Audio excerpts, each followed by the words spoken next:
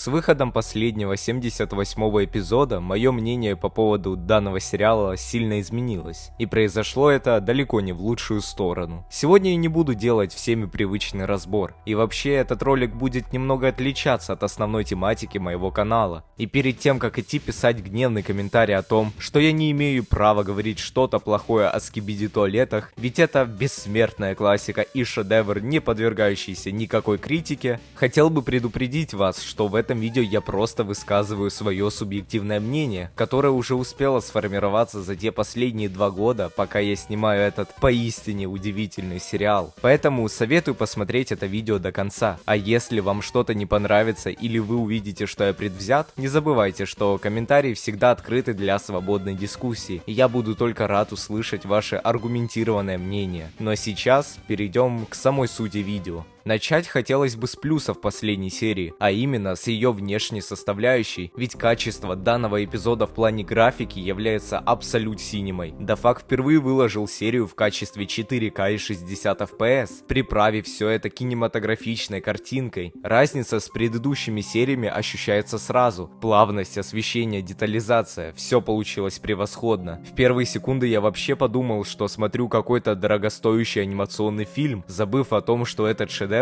по сути создает один человек. К этому у меня вопросов нет. А вот к внутренней составляющей они присутствуют. Давайте попробуем объективно посмотреть на события, которые здесь произошли. Складывается такое ощущение, что кроме очередной боевки, занимающей почти весь эпизод, ничего не произошло. Да, нам показали то, что зараженный Титан TV-Man теперь может просматривать трансляции камераменов, тем самым вычисляя базы, где они находятся, а также какого-то безумного Джеффри, застрявшего в пространстве телепорта TV-менов. Но на этом все. Это занимает 1 минуту из 13 минут самой серии. Минуту я убрал, потому что ее занимает реклама игрушек. Поэтому чем от нее отличается 75-й, 76-й или 77-й эпизод без дополнительных сцен? Вопрос риторический. И я скажу даже больше. Одни сцены 25-го сезона принесли больше полезной информации, нежели весь 78-й эпизод, который длится целых 13 минут. Про баланс сил в новой серии я, пожалуй, промолчу, ведь про него вам расскажет мой коллега. Всем привет, на связи ТВ Детектив. Сегодня я случайно проходил мимо и попал в ролик «Коли в деле, души в теле, еле-еле переели пельмени». Как я вижу, здесь обсуждают 78-ю серию, и пересматривая эпизод по несколько раз, у меня возникла парочка вопросов по поводу боя, поэтому мы более подробно рассмотрим палача Карлика, Титана Мишу и проанализируем этот бой. Для начала у меня вопросы по прочности. Как так получается, что Титан Гном может спокойно принимать по несколько снарядов Астро-туалетов? Причем это не только маленькие снаряды, здесь дюжина Астра палит по Титану, а ему хоть бы хны. И давайте сейчас более подробно перейдем к противникам Титана Карлика, Астра Крабик или Астра Павук. Когда Гигантикус появился, почему-то тот просто решил пострелять из ядра и все, а когда тот увидел, что спикер поглотил его энергию, то просто стоял на месте и ждал, пока в него влетит коса. Хотя ранее в 77-й серии, увидев, что TV-мена так сильно не дамажит его снаряды, тот решил подлететь и запрыгнуть на него, раздавил его телевизор. И как он в принципе не смог уклониться от косы, которую видел напрямую. Вспомним 77-ю серию, где он спокойно уклоняется от клинка Титана TV-мена и успевает сносить истребитель.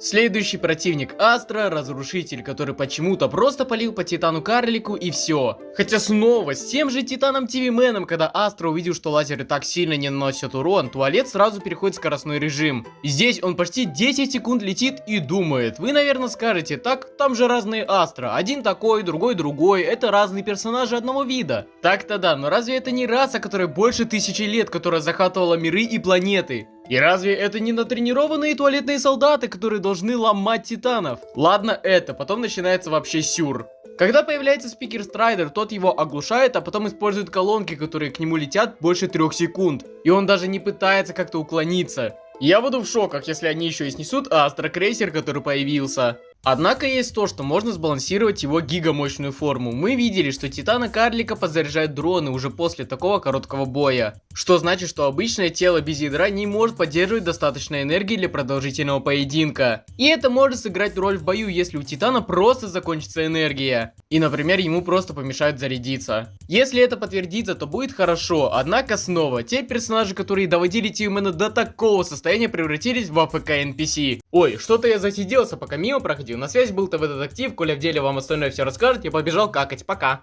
А ведь я еще не затронул очевидные ошибки, которые повторяются почти каждый эпизод. Далеко за примером ходить не нужно. Возьмем 75-ю серию. У мини-Джаггернаута прекрасная возможность добить оператора, но что он вместо этого делает? Правильно, раскручивает лазеры. Хотя буквально 5 секунд назад он голой рукой оторвал башку большому камерамену. А что насчет его мамочки на Джаггернауте? Почему он не преодолел то жалкое расстояние, которое пролетели агенты? Почему вместо этого он использовал свою пушку, которая просто повалила их на землю и оставила парочку царапин? Видимо, в последний момент Джаггернаут просто взял и простил их за то, что они сделали с его ребенком? Я прощаю тебя. И будь это только один эпизод, но ведь такие же дыры присутствуют почти что в каждом эпизоде. 76-й. Обычный Астра валит оператора на землю, у него есть рабочий лазер, и что он делает? Правильно, стоит и втыкает 5 секунд, раскидываясь пафосными фразами, пока его не уничтожает большой камерамен, стоящий в 3 метрах от него. 77-й эпизод, происходит то же самое. И последний, 78-й. Астра-охотник атакует гибрида, и думаю, вы уже догадались. Все кончено, судьба ваших людей уже решена. Скажи свои последние слова. На что получает гениальный ответ от гибрида. А чего он вообще ожидал? И к чему эта реплика? Если 10 минут назад он без лишних вопросов прикончил камерамена, непонятно. Ну хорошо, просто допустим, что все Астра страдают внезапным переизбытком пафоса. Но что за бред происходит в момент удара? Почему он остановил свой клинок в сантиметре от скибидиста? Отвлекся? А какой смысл, если первая атака улучшенных спикерменов происходит спустя 4,5 секунды, Карл? За это время охотник уже успел гибрида на шашлык пустить. Почему это дешевое клише происходит почти в каждом эпизоде? Для того, чтобы на пустом месте нагнать хоть какой-то интриги? По-моему, это крайне дешевый ход. Ведь из эпизода в эпизод мы только и видим, как в последнюю секунду оператора спасают,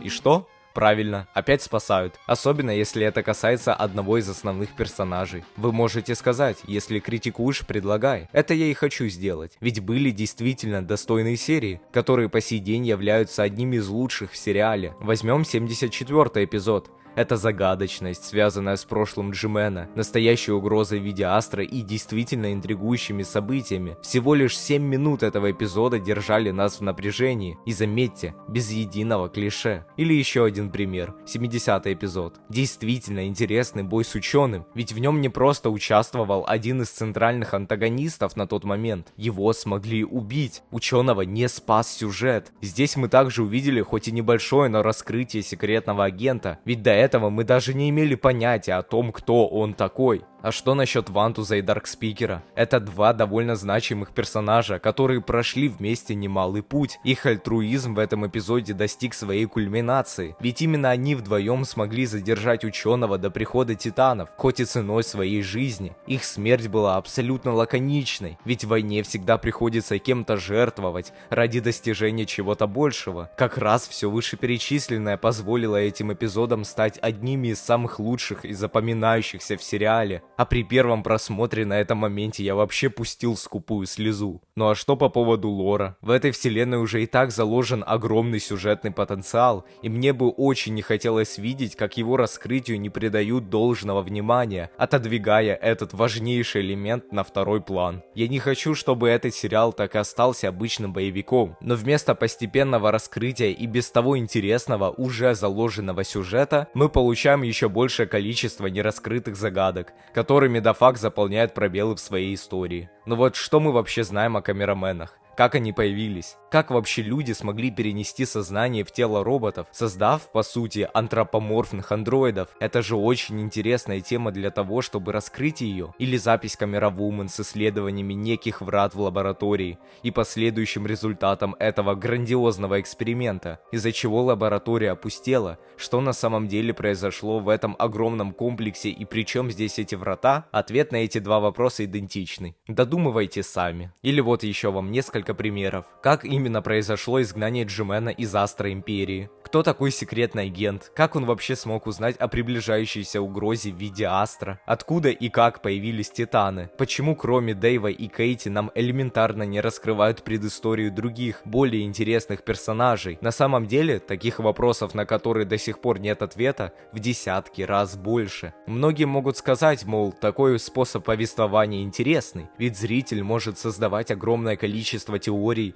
и постепенно складывать эту историю по частям, словно пазл. Если честно, я, как разборщик, частично с этим согласен, но это не должно касаться фундаментальных вещей в сюжете. На них должен отвечать именно автор, который и пишет это произведение. В ином случае, это может обернуться теориями наподобие: а вы знали, что Титан ТВ-мен это кот? Да-да, а все потому, что ученый держал кота на фотографии из 77-го эпизода. А еще он прыгает, как кошка. Ну, нелепо, согласитесь. Поэтому в первую очередь именно Дафак должен давать ответы на эти вопросы внутри своего сериала. Ведь как бы зритель ни старался, он все равно не сможет залезть в голову автора. Для этого уже сам автор должен пойти навстречу и постараться сделать в своем произведении хорошее развитие и понятное повествование, с помощью которого он уже сможет донести любые мысли до обыденного зрителя. Многие могут сказать, что я чересчур серьезно воспринимаю это произведение, но ведь согласитесь с тем фактом, что изначально никто из нас не воспринимал эту историю всерьез, как и сам Дафак, но тем не менее он смог вывести это в настоящую, что ни на есть франшизу. Но одного желания здесь недостаточно. Если ты хочешь создать по-настоящему хорошее произведение, тебе нужно кропотливо работать над его историей, а не пускать ее на самотек. Дафак уже не раз говорил, что эпизоды начнут выходить быстрее, а еще, что в будущем он раскроет большую часть сюжета и предыстории персонажей. Мне хочется в это верить, но сколько людей дождется этого момента? Проблема в том, что у Дафака нету постоянного графика, а разница между выходом эпизодов слишком большая. Последняя серия вышла только через 3 месяца после выхода 25-го сезона. Да, качество и детализация выросли, но если эпизод с ничем не приправленной боевкой будет выходить раз в несколько месяцев, понятное дело, что постоянная аудитория будет уменьшаться, ведь каким бы красочным ни был бой, рано или поздно зрителю надоест смотреть на однотипные драки, повторяющиеся из эпизода в эпизод. Это, кстати, уже видно по спадающей статистике просмотров. Оправдание по типу «фандом только формируется» больше не работает, потому что массовый отток зрителей начался после 70-го эпизода. Тогда и сформировался основной пласт аудитории, которому была интересна эта история, и он был готов смотреть этот сериал дальше. Но с каждым последующим эпизодом отток все продолжает увеличиваться, потому что людям приелись обычные бои. Они хотят увидеть развитие сюжета, а не его стагнацию. Ну а что остается ютуберам? Они, как и их зрители, постепенно уходят из фандома. Генерировать идеи из ничего по одной нише бесконечно просто невозможно. Ну, правда, везде есть исключения. Может, в будущих сериях действительно что-то изменится, и Дафак начнет хотя бы равномерно распределять сюжет и обычные файты. Может, нам наконец-то раскроют прошлое главных персонажей, их внутренние конфликты и настоящие мотивы. Может, Дафак исправит прошлые дыры в сюжете и наконец даст ответ на те вопросы, которые так желает услышать зритель. Услышать не из догадок очередного разборщика, а из уст самого автора. И уже тогда это видео утратит свою актуальность. Я бы и сам этого хотел, ведь все, что я говорил ранее, в полной мере относится и ко мне. Я такой же простой зритель, которому искренне нравится этот сериал. И это видео я записываю лишь по одной простой причине. Я не хочу смотреть на то, как поистине огромный потенциал этой истории медленно угасает. Но в данный момент именно это и происходит. И пока что-то не изменится, данное видео продолжит отражать мое мнение.